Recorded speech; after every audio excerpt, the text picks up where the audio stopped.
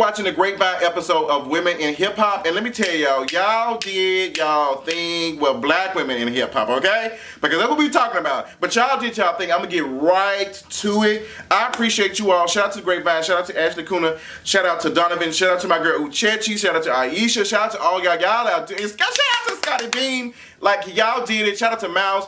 Y'all had these conversations and it was good and it taught me a lot. And I just have a quick couple of things that I want to point out that I thought about while watching it. So basically they did a whole episode about women in hip hop, why we're not seeing a lot of black women in hip hop, why we're not, like, what's going on. And a lot of us know the reason why. I mean, a lot of us can pinpoint the reasons why. Obviously, colorism, patriarchy. I mean, we can name those really, really quick. One of the points that stuck to me was Juice and Mouse's exchange. When Juice had said, "I see you, Juice, keep me rolling, Juice." I like Juice. So Juice was saying that he's a consumer. He's never heard of these artists, these rappers, these female MCs that Mouse was naming. And Mouse was a little bit felt disrespected. He was like, "How you've not heard? Why are you on this panel and you don't know anything?" And a couple of folks in the comments were saying, "Why are you on the panel and you don't know anything?" And I think we have to remember that these folks are important in these conversations because these are the folks that we're trying to reach. And I think we make this mistake anytime that we are educating or informing folks and talking about specific issues. We seem to forget that we need to be speaking to the folks who do not know, because the folks who do not know need to know. And we have to remember that. That's the same thing with me anytime I'm doing some stuff or I'm talking about some stuff. I can't get mad at these folks for not knowing the information. And I think that's really, like, when you say stuff like that, you kind of discourage that person and say, "You know what, fuck it, I don't." Like, I can't get mad at them for not knowing the knowledge. That's what my purpose of this platform is to educate them.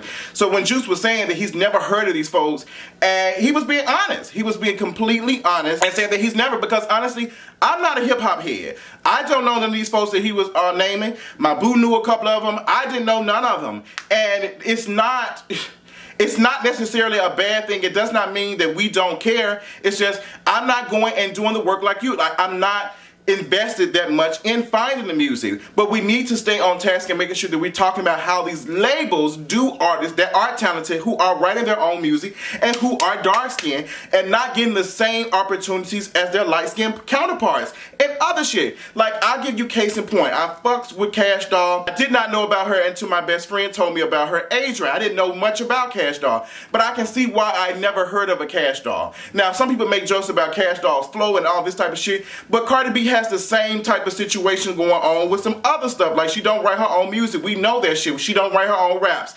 But people are willing to work with her because of the stuff that she sells and what she looks like. People are willing to take that opportunity. And who are these people? That is the label. The label thinks we don't want to listen to anybody other than some light-skinned folks because they are easily marketable. And I'm glad that these folks brought it up. I'm glad Aisha brought it up. That we have to understand what type of world we live in so we can understand what it is. So stay on task. But I'm glad that Mouse went and apologized and said, "Hey, you know what, I was wrong." I'm glad. It's like accountability. I live for Mouse. Also, Jeff made some really good points as well. I can't remember all of it, but my girl Uchechi, always on it. Like, we need to stay on task and not necessarily be upset with folks for not knowing these folks. But we need to talk about why these folks are not afforded the same opportunities as everybody else. Why is that? Scotty Beam on it as well. It's when Scotty Beam said, y'all have to, when y'all in these places, men in hip hop and rap, y'all have to be able to say, look, you can't repeat the same shit I said. When I'm in the room saying some stuff, don't repeat what I said. Say, I agree with her. I agree what she said. And I didn't think about that, but I was like, okay, yes. Because if he says the same thing, 9 times out of 10 when a woman is speaking, folks ain't listening. We know that. But if a man says the same thing, because we've heard women say that, if a man says the same thing, like, oh shit, that makes a good point. But if a man checks his privilege and say, I agree with what she just said, instead of just trying to be like, well, bitch, I can say it better, just owning your privilege and saying, I agree with everything she just saying, amplifying her voice, and checking your privilege at the door. I was here for it. The only thing that kind of got to me a little bit was the fact there was a lot of hip hop heads and people were thinking that only these folks need to have the conversation, and that's not what it is. Like, I think we need to have multiple conversations. Like, this is a nuanced topic. It's all over the place. There's so many pieces to this damn puzzle. That's why I appreciate Donovan always coming and putting it back together. Oh, I live for Donovan. Let me tell you something. When I watched this, I literally got my life. Like, I was like, okay, I know it's Grapevine, I know it's gonna be sickening, but y'all took it up to the next level, like with the conversation. So y'all have really like done this shit. And I honestly, now that I think about it, I honestly had a dream about the Grapevine because I know y'all shit coming out Thursday. Like, y'all are making moves and shit is coming. And I'm gonna give you an example. The Grapevine is one of the best shows on TV, point blank, period. But the Grapevine is not getting the notoriety as much as these other shows. And that does not mean that the show isn't good. It's just, you can't expect folks to go and seek a show like Grapevine. They're being pushed, like Donovan said, and programmed that this is the type of content you need to watch. Like, that's what programming means. That's what all that, like, we understand. We've been watching media for the longest, even before it was on our iPhones. Media controls what we consider attractive, what's the tea, what's everything. Pay attention. That's why we have so many issues now. We talking about colorism. We talking about being fat phobic, homophobia, all that type of shit. Like, all that type of shit was programmed in us. We seeing this shit, so this must be the tea because this is what we seeing. So shows like Grapevine are good as hell. They're good, meaningful shows. A lot of millions of people ain't watching it. Does not mean that millions of people won't watch it. It's just they're not being pushed.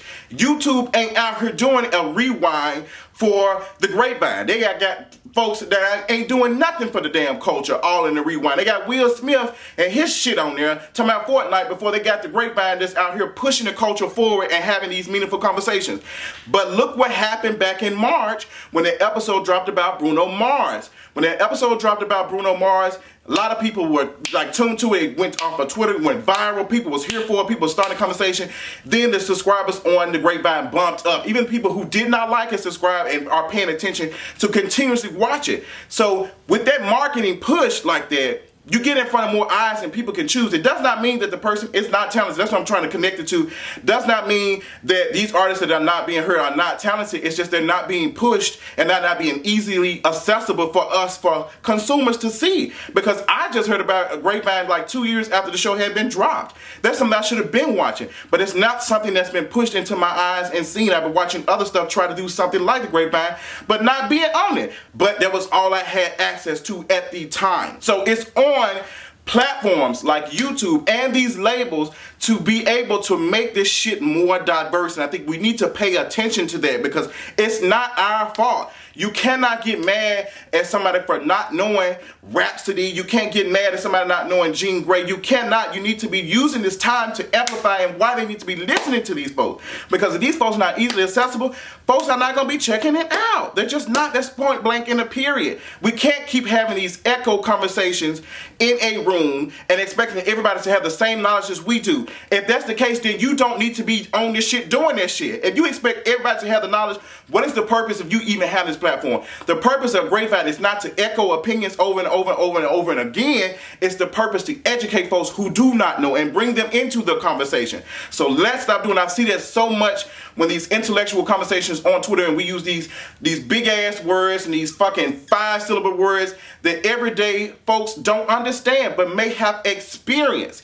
And it's on us to educate folks and stop talking down on them when they don't know the shit. Not saying that the Grapevine did it, but Mouse did it in the beginning, and I'm like, damn, Mouse, I love Mouse, but this wasn't it. But Mouse brought it right back, and he apologized. He was in his bag, and it's understandable that he was in his bag because he breathes and loves hip hop. He loves that shit, so he was like, y'all got to do a better job. These folks out here killing it in the game, and they ain't getting the notoriety that they deserve. And I completely agree, but that's going about it the wrong way. Case in point, I'm gonna give you one more. With the For the Culture podcast, there has been conversation about our volume not being as loud as it needs to be for folks who are traveling and driving and commuting to work. They can't hear it.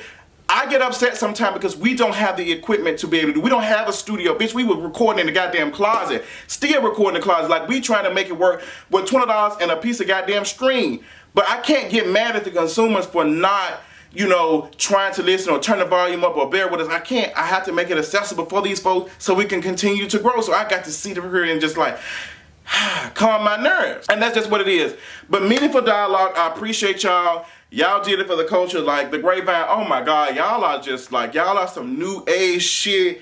And y'all doing it. If y'all have not checked out this episode or the previous episodes of this season of Grapevine, you are missing out. They have really brought it. And I appreciate them for having folks like Scotty Beam on there because I felt good watching Scotty Beam say her points, make her points known without being disrespectful. Scotty Beam doesn't always get the chance to express her points without some type of ignorant ass backlash, and that's just what it is. But we got to have ignorant ass backlash to have a conversation, but sometimes without being completely disrespectful. That's on your ass, Joe Budden. But y'all check it out. Y'all not checked out the Grapevine, make sure y'all check it out. Y'all know I love the fuck out of them. That's all I got. Let me know what y'all thought about this episode of Grapevine and what y'all thought about my response video in the comments below, and I'll talk y'all later on tonight. Bye.